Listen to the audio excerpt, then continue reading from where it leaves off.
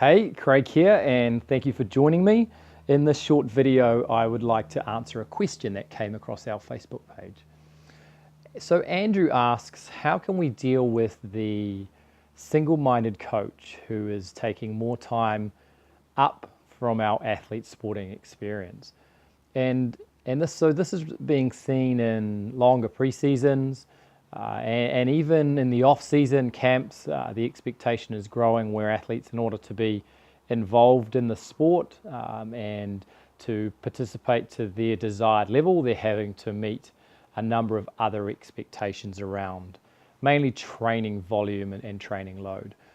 So what this is doing is taking away the opportunity to compete in other sports, which we know is really, really important, and just placing a huge amount of time commitment on the young athlete who has got a lot of other things going on in their world. So I think there's two ways to think about this question. The first is impacting on the system, and what this will require is really good leadership. So right from the top, whether that's within a school environment or a sporting code in particular, thinking about what the philosophy is around youth sport, what's going to be important in this particular season, and then setting a series of behaviors and ways of doing things that every coach will align to, and only really enlisting the people that buy into that system. So ideally, we will see that happening, but in a lot of cases it's not. And for it to happen, it's going to take some time, and we're going to have to be reliant on a top-down approach.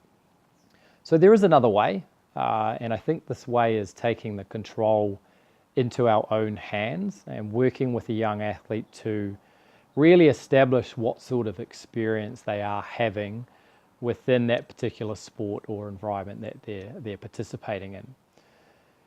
And so establishing what that environment is like, we can measure off three different pieces. So those three pieces, the first one is whether or not there is a real sense of belonging to that environment when the athlete turns up. So we know that a fundamental human need is the desire to belong, to contribute to a group, and to get a sense of being a part of something that's bigger than oneself. And that needs to stay there regardless of level of participation.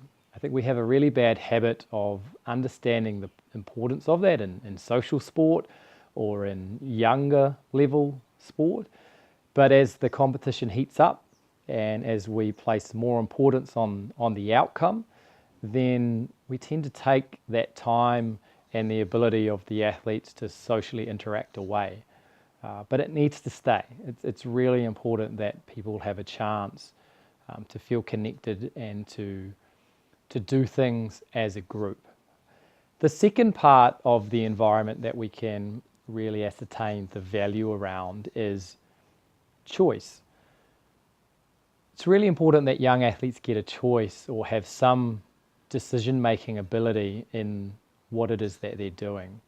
And so a good leader, a good coach will provide some options. They will provide some choice, whether that's as part of the training or the game plan. And a young athlete that can turn up to an environment and feel like their voice matters is going to enjoy the experience much more than just getting treated like an asset. And so that's a part that we can sit down with our young athletes and we can think about whether or not that's happening. And the third part is the idea of improvement. So this is really another fundamental human need. Anything that we engage in, we need to feel like we're actually progressing. And it needs to be created in a way where we know for sure that's in fact the case. And so a good coach will provide an idea of where one athlete starts, what they're doing to get better, and give them some way of understanding that is what's happening. So those three things again is a sense of belonging in the environment, some choice within what they're up to, and then a way of establishing achievement or getting better.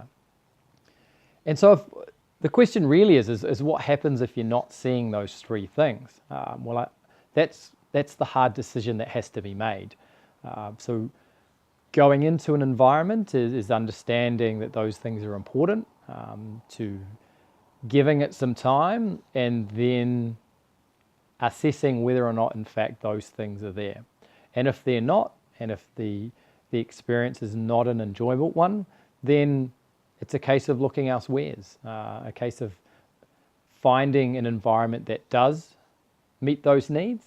And I think if we can do that, then there's going to be less concern about how long we're spending in that environment or how much time it's taking away, because there'll be so much value that's coming back to the young athlete.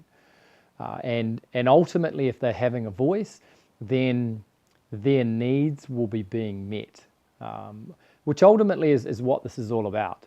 Youth sport is an opportunity to learn and to grow, and the coach is an important part of that. They can facilitate the type of environment that's going to allow those things to happen. So thanks so much for joining in. I'm sure we will catch up again soon. Take care and see you later.